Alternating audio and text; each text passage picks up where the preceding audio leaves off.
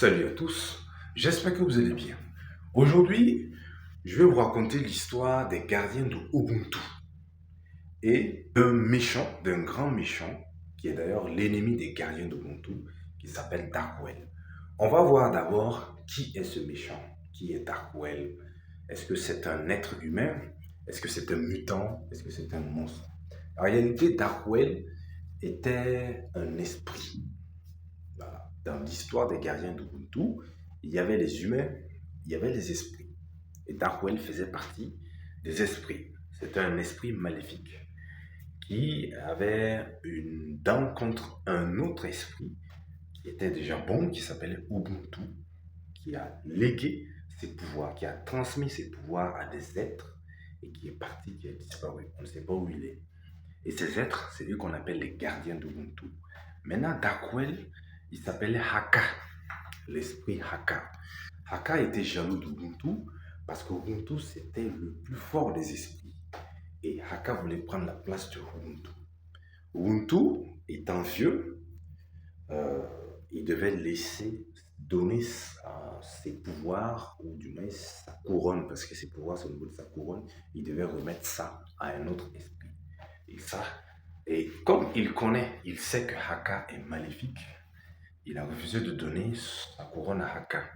Donc il a pris ses pouvoirs et les a transmis à des êtres qu'on va appeler plus tard les gardiens d'Ubuntu. Et il les a confiés cette couronne, la couronne qu'il avait.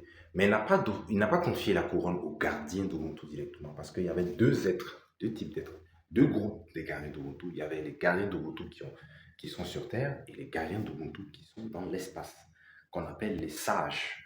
Donc il a confié la couronne aux sages et il a disparu. Et il a dit, cette couronne, ne laissez aucun être maléfique de ma race, de mon type, parce que je suis esprit, prendre cette couronne, vous devez la protéger. Donc c'est ainsi que Ubuntu a disparu, il a laissé la couronne avec les gardiens qui sont dans l'espace. Et ceux qui sont sur Terre, c'est ceux qui ont les pouvoirs. Maintenant, parmi les gardiens qui sont dans l'espace, il y a un scientifique qui s'appelle Dr. Ben Wallace.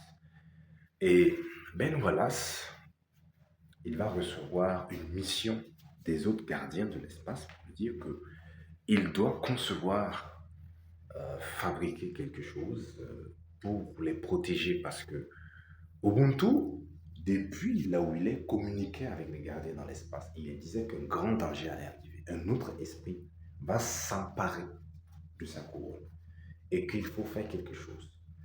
Les gardiens qui sont dans l'espace n'avaient pas de super pouvoir.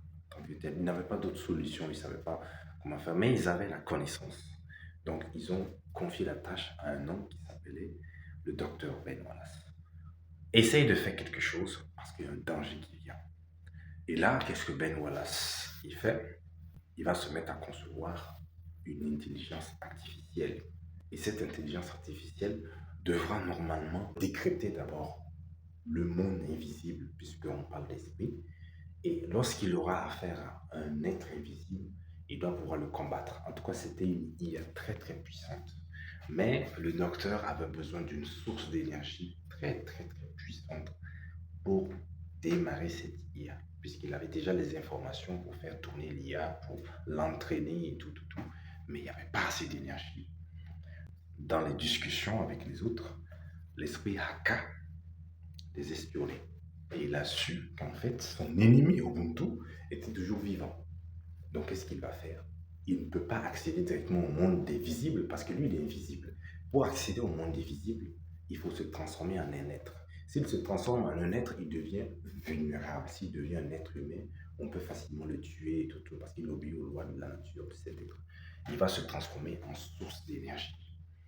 Et le docteur Ben Wallace, dans ses recherches, il est en train de chercher une source d'énergie et tout, boum, une source d'énergie.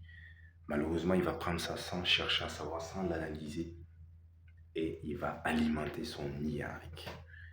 Et ça s'avérait que c'était Haka, l'esprit maléfique. Et une fois que Haka a eu accès à cette intelligence artificielle, cette IA, il va voir que cette IA était comme une porte, un passage à partir du monde des visibles au monde invisible et l'inverse aussi. Et grâce à cette IA, Aka pouvait venir dans le monde visible et être invulnérable, c'est-à-dire que on ne pouvait pas le combattre. Il n'obéissait pas aux lois de la nature des êtres. Parce que j'avais dit que s'il se transforme en un chat et qu'on le tue, il meurt. Mais même s'il se transforme en chat, si on le tue, il ne meurt pas parce que cette IA arrivait à faire des combinaisons ou je ne sais quoi. Et ça a été un gros problème pour le docteur, qui sera obligé à la fin d'aller voir les gardiens qui sont sur Terre, les gardiens d'Ubuntu. Et ensemble, ils allaient voir comment ils allaient combattre l'esprit maléfique, Aka. Et pour votre information, cette intelligence qui arrivait à décrypter le monde des invisibles s'appelait Darkwell. Et c'est ainsi que Aka a pris le nom de Darkwell.